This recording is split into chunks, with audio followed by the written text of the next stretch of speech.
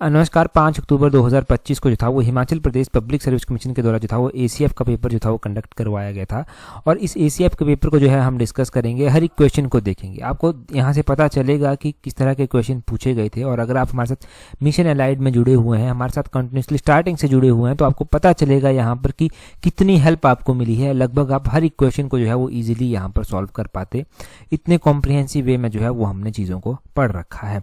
अब डिपेंड आपके ऊपर करता है कि आपने किस तरह से चीज़ों को पढ़ा है। कहते हैं ना कि सिली मिस्टेक्स हो गई यार पेपर में, वो सिली मिस्टेक्स होती हैं लैक ऑफ प्रैक्टिस के कारण।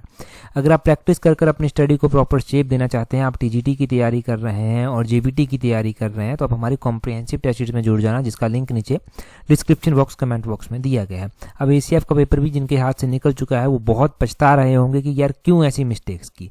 वैसे ही टीजीटी और जेबीटी वाले एस्पिरेंट्स ऐसी गलती ना करें। अगर वो चाहते हैं हमारे साथ जुड़ना तो स्लॉट 3 का लिंक नीचे डिस्क्रिप्शन बॉक्स कमेंट बॉक्स में दिया गया है, वहां से ज्वाइन कर लेना। स्लॉट 1, 2 हमारे ऑलरेडी फुल है। क्वेश्चन देखिए, बोलते हैं in which year did the territorial council of Himachal Pradesh came into existence. बड़ा ही आसान क्वेश्चन है। 1957 में 15 अगस्त थी ये टेरिटोरियल काउंसिल जो था वो बनी थी। ऑप्शन ए सही आंसर। दूसरे में बोलते हैं जयवंत राम फर्स्ट स्पीकर थे हिमाचल प्रदेश विधानसभा के। ये कौन सी कॉन्स्टिट्यूट असेंबली को जो था वो रिप्रेजेंट करते थे, तो ये भटियात जो चंबा में आती है उसको रिप्रेजेंट करते थे। ये भी बहुत ही आसान क्वेश्चन है।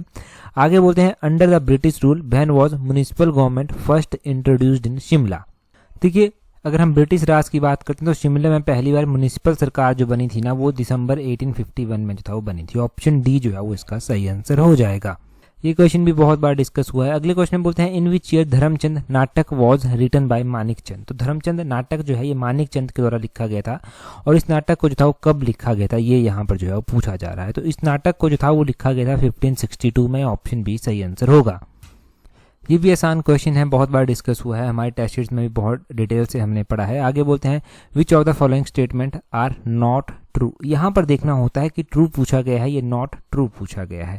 तो पहले बोलते हैं राजा बलदेव चंद वॉज फर्स्ट वाइस रेगल दरबारी इन कांगड़ा डिस्ट्रिक्ट की। राजा जो बलदेव चंद थे वो कांगड़ा के पहले जो था वो वाइस रेगल दरबारी थे। और दूसरे में बोला गया है कि इन दी बैटल ऑफ महल मुरियां राजा संसार चंद वॉज डिफीटेड की महल मुरियां की लड़ाई में संसार चंद जो था वो पराजित हो गए थे। और तीसरे में बोलते हैं कि in 1825 Sikh laid siege to the palace and fort of Kutlehar की।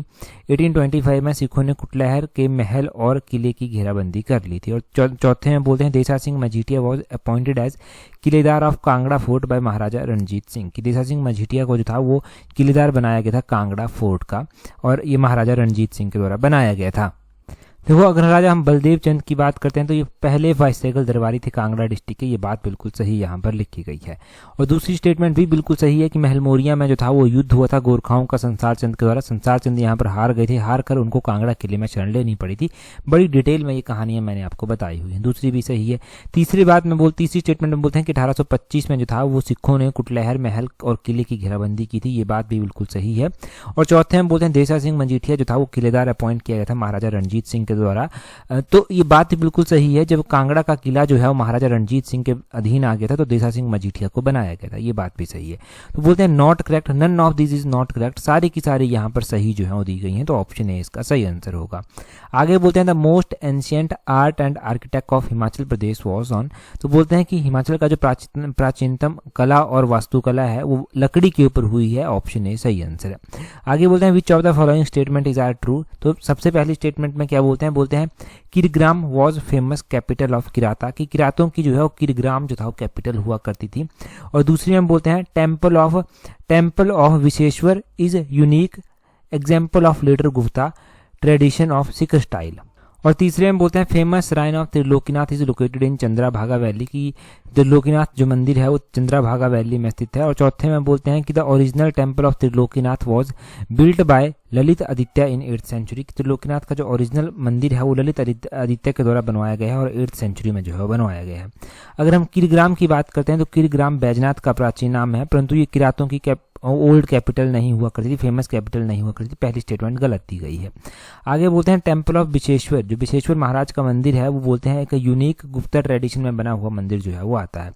अब ये स्टेटमेंट, अगर इसकी स्टेटमेंट की बात करते हैं तो ये स्टेटमेंट भी गलत यहाँ पर दी गई है। ठीक है जी। और तीसरी स्टेटमेंट में बोलते हैं famous shrine of Trilokinath is located in Chandrabhaga valley. बिल्कुल सही बात है, त्रिलोकीनाथ मंदिर जो है वो चंद्रभागा वैली में जो है स्थित है, लाहौल स्पीति में जो है ये स्थित है। तीसरी स्टेटमेंट सही है। चौथी में बोलते हैं the original temple of Trilokinath was built by Lalit Aditya in 8th century. Trilokinath का ओरिजिनल मंदिर जो है ललित आदित्य के द्वारा 8th सेंचुरी में बनवाया गया था। ये बात भी सही है। तो तीसरी और चौथी स्टेटमेंट ऑप्शन ए जो है वो सही आंसर इसका हो जाएगा। हमने एक एक करके ये क्वेश्चन जो है वो अच्छे से पढ़ रखे हैं। आगे बोलते हैं मैच लिस्ट 1 एंड लिस्ट 2। तो यहाँ पर लिस्ट 1 दी गई है, लिस्ट 2 दी गई है। लिस्ट 1 में ऑथर दिए गए हैं, लिस्ट 2 में जो है उनकी किताबें दी गई हैं। बीसी छाबरा दिए गए हैं, हरमन गोज दिए गए हैं, MS रंधावा दिए गए हैं, WG आर्चर दिए गए हैं। इन सभी राइटरों के बारे में, इनकी किताबों के बारे में हमने अच्छे से पढ़ा हुआ है। तो सबसे पहले BC छाबरा दिया गया है। BC छाबरा के द्वारा जो है वो किताब लिखी गई है antiquities of Chamba state part 2। तो इसका चौथे के साथ जो है वो मिलन हो जाएगा, चौथे के साथ। हरमन गोइज दिया गया है। हरमन गोइज की अगर हम बात करते हैं तो इनके द्वारा कौन सी किताब जो है वो लिखी गई है? इनके द्वारा जो है वो early wooden temple of Chamba किताब जो है वो लिखी गई है, ये तीसरे के साथ हो जाएगा। MS रंधावा यहाँ पर जो है वो दिया गया है।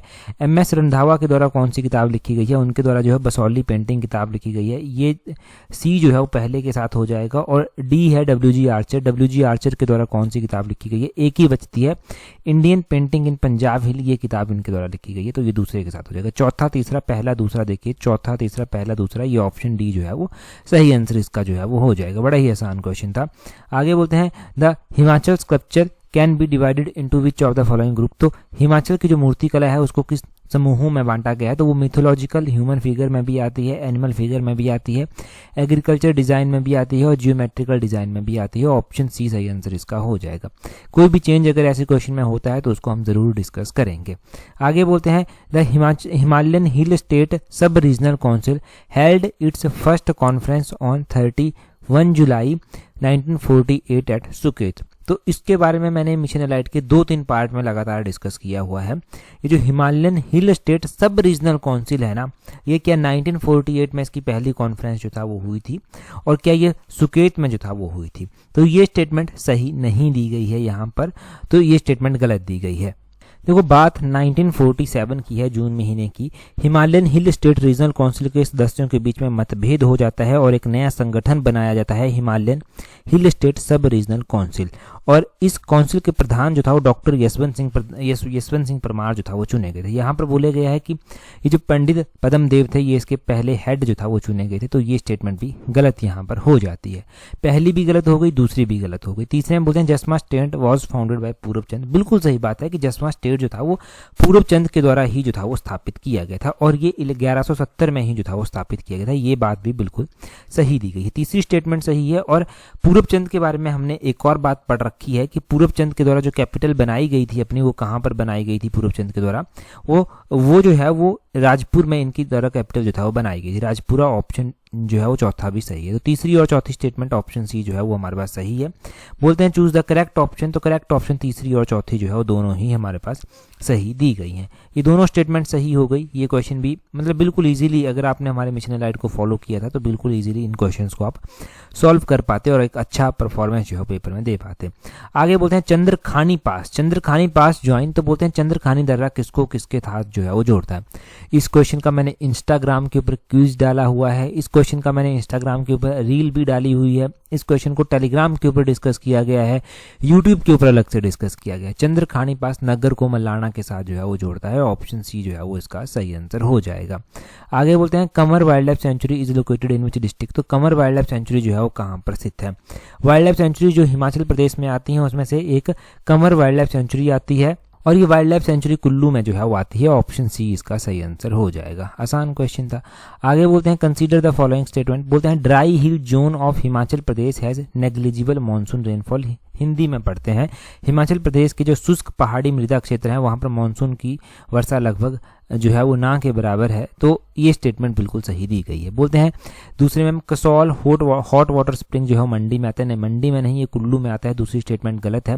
तीसरे में बोलते हैं khair is the main species of tropical thorny forest of Himachal Pradesh. ये बात सही है कि खैर हिमाचल प्रदेश में उष्ण कटिबंधीय कटीले वनों की मुख्य प्रजाति है। ये बात बिल्कुल सही है। और चौथे में बोलते हैं Himachal Pradesh forest policy was framed in 2015। ये जो है वो गलत दी गया है। तो हमारे पास सिर्फ पहली और तीसरी स्टेटमेंट जो है वो सही है। है, ऑप्शन डी जो है वो इसका सही आंसर हो जाएगा। अगला क्वेश्चन बोलते हैं arrange the following cities from west to east. अगर हिमाचल के मैप को आप देखते हैं तो हिमाचल का मैप हमने बहुत बार पढ़ा है। इनफैक्ट हिमाचल का मैप हमारी हर एक पीडीएफ में लास्ट पर हम लगा कर भी देते हैं, जो टेलीग्राम पर आपको प्रोवाइड करवाई जाती है। हम बात हिमाचल प्रदेश की करते हैं। यहाँ पर धर्मशाला, ऊना, मंडी और बिलासपुर जो है वो दिया गया है। हमें कैसे अरेंज करना है, फ्रॉम वेस्ट टू ईस्ट जो है वो इनको अरेंज करना है। कैसे, यहाँ पर देखिए, यहाँ पर डायरेक्शन बनाएंगे सबसे पहले, फिर हम देखेंगे। यहाँ पर ईस्ट है, यहाँ पर वेस्ट है, यहाँ पर साउथ है, यहाँ पर नॉर्थ है। यहाँ से वेस्ट से चलना है आपको, ईस्ट की ओर जो है वो अरेंज करना है। अगर आप हिमाचल के मैप में देखेंगे तो धर्मशाला कांगड़ा में आता है। यहाँ जैसे कांगड़ा के मैप में जो है धर्मशाला आता है, यहाँ जैसे कांगड़ा जो है वो आता है। अगर ऊना के मैप में आप ऊना देखेंगे तो ऊना यहाँ जैसे जो है वो आता है।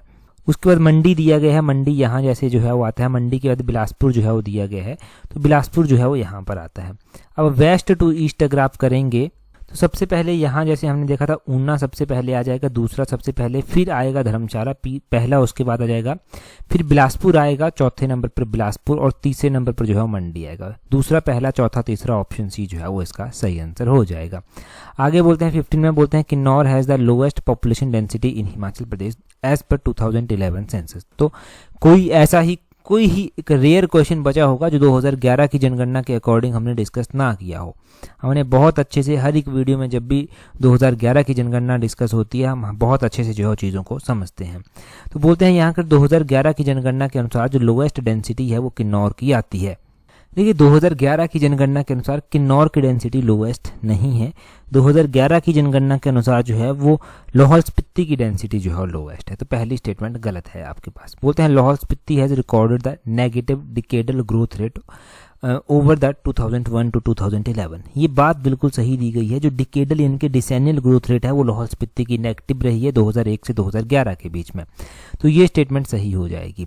अगर हम बात करते हैं स्टेटमेंट की तो statement 1 is incorrect, statement 2 is correct, option D जो है वो सही आंसर इसका हो जाएगा। किन्नौर की मैं बात कर रहा था ना, तो डेंसिटी वाइज तो डेंसिटी किन्नौर की जो है वो कितनी पढ़ते हैं हम, 13 जो है वो डेंसिटी है, 13 जो है वो डेंसिटी है, 13 जिसको बोलते हैं। और लाहौल स्पीति की डेंसिटी सबसे कम है, लाहौल स्पीति की डेंसिटी हमने जो है वो 2 जो है वो पढ़ रखी है एज पर 2011 सेंसस। अगला क्वेश्चन देखिए, अगले क्वेश्चन में बोलते हैं यहाँ पर Churdhar in Sirmaur is the highest peak of Shivalik range. और की चूड़धार जो है वो शिवालिक रेंज में आता है और ये जो है वो हाईएस्ट पीक भी है यहाँ की। और दूसरे में बोलते हैं Dhauladhar is also known as white range, की धौलाधार को सफेद पर्वत के नाम से भी जानते हैं। और तीसरे में बोलते हैं कि Nagru is the highest peak in Kinnaur district, की नगरू जो है वो कुल्लू डिस्ट्रिक्ट, नागरू बोलते हैं कुल्लू डिस्ट्रिक्ट में जो है वो आता है। रोहतांग पास लाइज इन धौलाधार रेंज, की रोहतांग धौलाधार में आता है। रोहतांग पीर पंजाल में आता है, हमने बहुत बार पढ़ रखा है। रोहतांग टनल के बारे में भी जब हमने पढ़ा है तब भी ये कॉन्सेप्ट हमने क्लियर किया है। चौथी स्टेटमेंट गलत है। नागरू पीक कुल्लू में नहीं आती, मंडी में आती है, तो ये भी बिल्कुल गलत जो है वो हो जाएगा।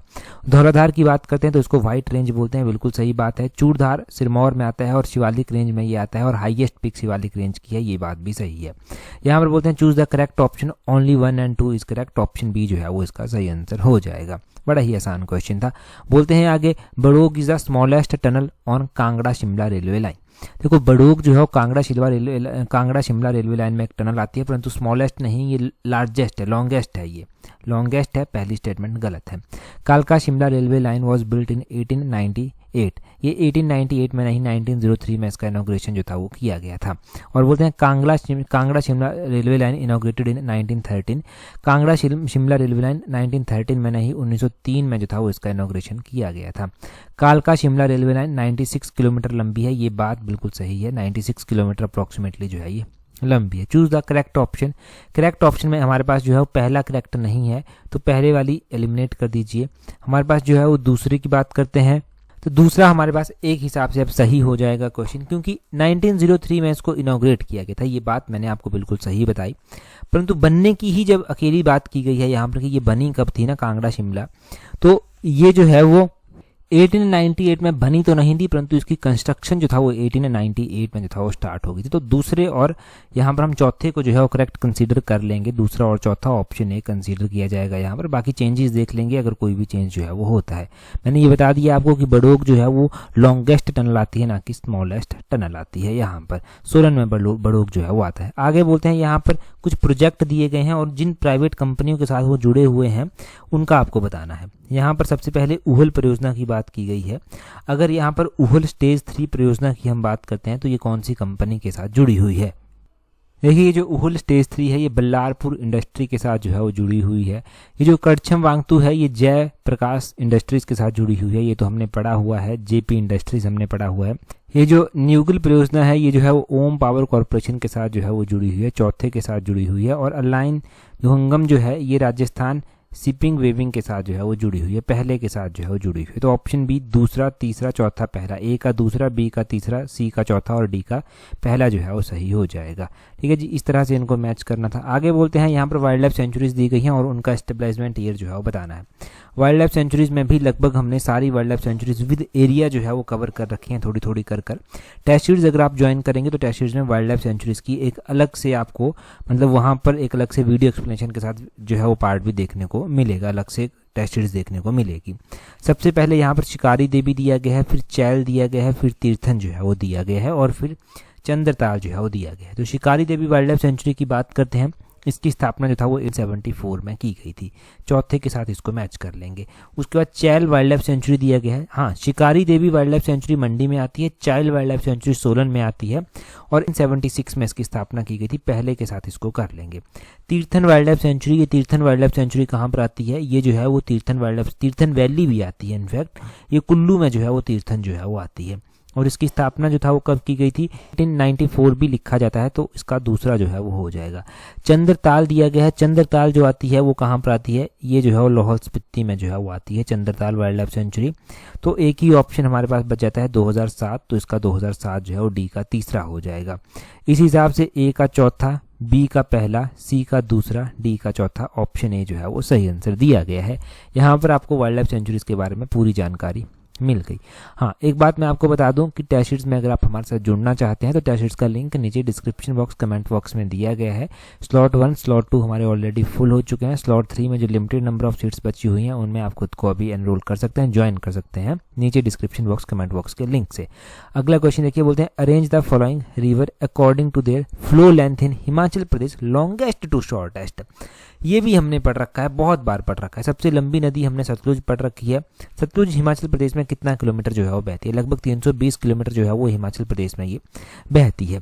सतलुज 320 किलोमीटर। उसके बाद ब्यास बहती है। ब्यास की अगर हम बात करें तो ये 256 किलोमीटर हिमाचल में बहती है। उसके बाद चेनाब नदी आती है। चेनाब नदी 122 किलोमीटर जो है वो आती है और उसके बाद रावी नदी जो है वो आती है। रावी नदी जो है वो 158 किलोमीटर जो है वो आती है। तो पहला, दूसरा, चौथा और उसके बाद तीसरा हो जाएगा। पहला, दूसरा, चौथा, तीसरा, ऑप्शन सी सही आंसर है। अगर ऐसे क्वेश्चन भी पेपर में गलत हो रहे हैं तो इसका मतलब है कि बहुत ही ज़्यादा प्रैक्टिस की अभी ज़रूरत है।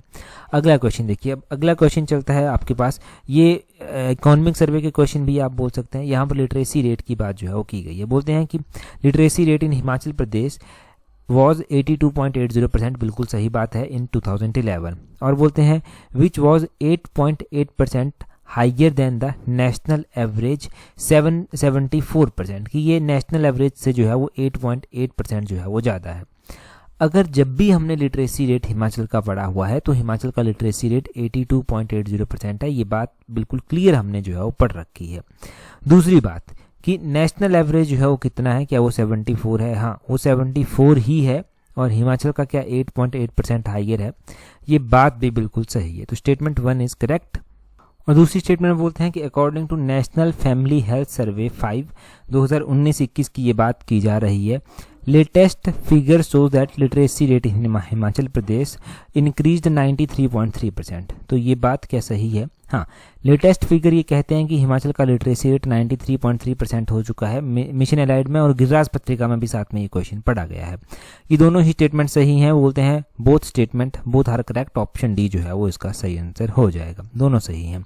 अगले क्वेश्चन में बोलते हैं which of the following statement is are true regarding Swarna Jayanti super 100 योजना ऑफ हिमाचल प्रदेश गवर्नमेंट। तो ये स्वर्ण जयंती सुपर 100 योजना है, ये योजना भी हमने पढ़ रखी है। जब गिरिराज पत्रिका में इस तरह की योजनाएं कवर होती हैं तो उनके बारे में डिटेल से मैं आपको बताता हूं। बोलते हैं कि government has sanctioned an amount of 100 crore in this scheme during the financial year 2024-25। कि गवर्नमेंट के द्वारा इस स्कीम के तहत जो है वो 100 करोड़ रुपया जो है 2024-25 में जो है वो दिया गया है। अगर हम स्वर्ण जयंती 100 योजना की बात करते हैं, सुपर 100 योजना की, तो इसमें 100 करोड़ रुपया नहीं दिया गया है, इसमें सिर्फ 1 करोड़ रुपया जो है वो दिया गया है। तो पहली स्टेटमेंट आपके पास गलत हो गई। बोलते हैं a financial assistance of 1 lakh is provided to the top 100 meritorious student of 10th class of government school for undergoing coaching for admission in professional technical courses. तो बोलते हैं कि इस योजना के तहत जो है वो सरकारी स्कूल के 10वीं उत्तीर्ण 100 मेधावी छात्रों को प्रोफेशनल तकनीकी कोर्स में दाखिला प्रदान करने के लिए 1 लाख रुपए की सहायता प्रदान की जाती है। तो ये बात सही है कि 1 लाख रुपया जो है दिया जाता है और टॉप 100 मेरिटोरियस स्टूडेंट्स को दिया जाता है और 10th क्लास के ही दिया जाता है। दूसरी स्टेटमेंट सही है। Only 2 statement is correct, option B इसका सही आंसर हो जाएगा। अगले क्वेश्चन में बोलते हैं, यहाँ पर बोलते हैं चूज द करेक्ट स्टेटमेंट। बोलते हैं in Himachal Pradesh enrolment percentage of female students in government school is more as compare to male students. तो ये बात बिल्कुल सही दी गई है, ये स्टेटमेंट बिल्कुल सही है। बोलते हैं but in private school enrolment percentage of male students is more as compare to female students. तो बोलते हैं अगर हम प्राइवेट स्कूल्स में बात करते हैं एनरोलमेंट की, तो बोलते हैं कि प्राइवेट स्कूल में जो है वो लड़कों के दाखिलों का प्रतिशत लड़कियों की तुलना में अधिक है। तो दूसरी स्टेटमेंट भी सही दी गई है यहाँ पर। बोलते हैं यहाँ पर बोथ आर करेक्ट, ये दोनों ही सही दी गई हैं। अगला क्वेश्चन देखिए, बोलते हैं as per SRS based abridged life table 2016-20 life expectancy at birth in Himachal Pradesh for female and males respectively. तो लाइफ एक्सपेक्टेंसी भी हमने पढ़ रखी है कि एवरेज कितना इंसान यहाँ पर जी लेता है। हिमाचल की हम बात करें अगर, तो हमने देखा है यहाँ पर कि जो लाइफ एक्सपेक्टेंसी है हिमाचल प्रदेश में वो कितनी है। तो हमने जो है वो जो पढ़ रखी है 2016 से 2020 का जो डाटा है हमारे पास, हमने फीमेल के लिए जो है ये 77.5 और मेल के लिए 70.3 जो है वो पढ़ रखी है। ऑप्शन ए इसका सही आंसर जो है वो हो जाएगा। तो ये बहुत ही आसान था, मिशन एलाइड में एज सच क्वेश्चन हमने ये पढ़ रखे हैं। आगे बोलते हैं according to budget estimate of Himachal Pradesh for the year 2025-26 what is the share of revenue receipts in total receipts. तो रेवेन्यू रेसिप्ट जो है वो 74.35% है। ऑप्शन डी इसका सही आंसर हो जाएगा। आगे बोलते हैं tourism industries contributes what percentage in Himachal GSDP as per economic survey 2024-25। तो टूरिज्म जो इंडस्ट्री है वो GSDP में जो है वो कितना कंट्रीब्यूट जो है वो करती है। टूरिज्म का भी हमने पढ़ रखा है कि टूरिज्म इंडस्ट्री जो है वो इंपॉर्टेंट इंडस्ट्री है हिमाचल प्रदेश में, और हिमाचल प्रदेश में GSDP में जो है वो इसका कितना कॉन्ट्रीब्यूशन रहता है, वो जो है वो टूरिज्म इंडस्ट्री जो है 7.78% कंट्रीब्यूट करती है। मिशन एलाइड में ये भी पढ़ा है और पहला क्वेश्चन मिशन एलाइड में हमने ये पढ़ रखा है जब भी हमने डिस्कस ये किया था। 27 में बोलते हैं as per budget speech of finance minister of Himachal Pradesh. Finance minister Himachal Pradesh के मुख्यमंत्री ही होते हैं। बोलते हैं GSDP and per capita income during 2024-25 estimate to increase by. तो ये पर कैपिटा इनकम और GSDP की बात की जा रही है। सबसे पहले GSDP है, तो GSDP 6.7% और पर कैपिटा इनकम 9.6%। ऑप्शन है इसका सही आंसर होगा। आगे बोलते हैं which of the following statics on Himachal Pradesh as per national family health survey 5 2019-21 वाला, उसको आपको मैच करना है। Total fertility rate, infant mortality rate और अंडर 5 मोर्टेलिटी रेट और परसेंटेज ऑफ चिल्ड्रन स्टंट, ये यहाँ पर दिया गया है। अगर हम TFR यानी कि टोटल फर्टिलिटी रेट की बात करते हैं हिमाचल प्रदेश में, तो 1.7% है। ए का जो है वो चौथा जो है वो हो जाएगा, ए का चौथा हो जाएगा। अगर हम इन्फेंट मोर्टेलिटी रेट की जो है वो बात करते हैं, IMF की बात करते हैं, सॉरी इन्फेंट मोर्टेलिटी रेट की बात करते हैं, IMR की बात करते हैं, तो ये जो है वो अप्रॉक्सीमेटली 26% रहने का जो है वो अनुमान है। 26% पर 1000 लाइव बर्थ। ठीक है, इसका जो है वो कितना हो जाएगा, पहला जो है वो हो जाएगा। अगर हम बात अंडर 5 मोर्टेलिटी रेट की करते हैं, तो अंडर 5 मोर्टेलिटी रेट जो है वो 29 रहने का अनुमान है, तीसरा हो जाएगा। परसेंटेज ऑफ चाइल्ड स्टंट की बात करते हैं तो एक ही बचता है हमारे पास, दूसरा 31 इसका हो जाएगा, तो इसका जो है वो दूसरा हो जाएगा। चौथा पहला तीसरा दूसरा, देखिए चौथा पहला तीसरा दूसरा, ऑप्शन बी सही आंसर है। अगला क्वेश्चन देखेंगे हमारे पास क्या पूछा गया है। अगला क्वेश्चन देखिए, बोलते हैं which of the following is not correct as per 2011 census. तो यहाँ पर बोलते हैं कौन सा 2011 की जनगणना के अनुसार सही नहीं है। बोलते हैं decadal population growth rate of Himachal Pradesh was 12.94%। बिल्कुल सही बात है, जो हिमाचल की डिकेडल ग्रोथ रेट है वो 12.94% ही है। Kangra is the most populous district, ये भी बिल्कुल सही बात है, कांगड़ा की पॉपुलेशन सबसे ज़्यादा है। आगे बोलते हैं percentage 25% is the urban population in Himachal Pradesh की 25% हिमाचल की अर्बन पॉपुलेशन है, ये बात गलत यहाँ पर दी गई है। और आगे बोलते हैं Hamirpur has the highest density of population among all district, Hamirpur की डेंसिटी सबसे ज़्यादा है, ये बात भी बिल्कुल सही यहाँ पर दी गई है। तो यहाँ पर option C is not correct, ये जो है वो इसका सही आंसर हो जाएगा, ऑप्शन सी वाला ये करेक्ट नहीं है। आगे बोलते हैं contribution of secondary sector and tertiary sector in GSDP of Himachal Pradesh during financial year 2023-24। तो देखिए सेकेंडरी और टर्सरी सेक्टर के कंट्रीब्यूशन की बात करते हैं। सेकेंडरी सेक्टर का कंट्रीब्यूशन जो है वो 39.98% और प्राइमरी सेक्टर का कंट्रीब्यूशन 45.28% है, ये इसका सही हो जाएगा। हमने सेकेंडरी भी पढ़ लिया, टर्सरी भी पढ़ लिया, प्राइमरी सेक्टर की अगर हम बात करते हैं तो प्राइमरी सेक्टर का कंट्रीब्यूशन 14.74% जो है वो रहा। ये आपने यहाँ पर नोट करना है, प्राइमरी सेक्टर का भी हो सकता है अगले एग्जाम में प्राइमरी सेक्टर पूछ लिया जाए। बाकी का सेक्शन हम पेपर का आगे डिस्कस करेंगे, परंतु टेलीग्राम पर आपने ज्वाइन नहीं किया है तो टेलीग्राम पर ज्वाइन करने के लिए अपने टेलीग्राम से @allexam31 करके सर्च करना, जितना भी पेपर है वो आपको वहाँ पर प्रोवाइड करवा दिया जाएगा। टेलीग्राम पर जरूर ज्वाइन कर लें। That's all for today, thank you very much for watching and listening it very patience।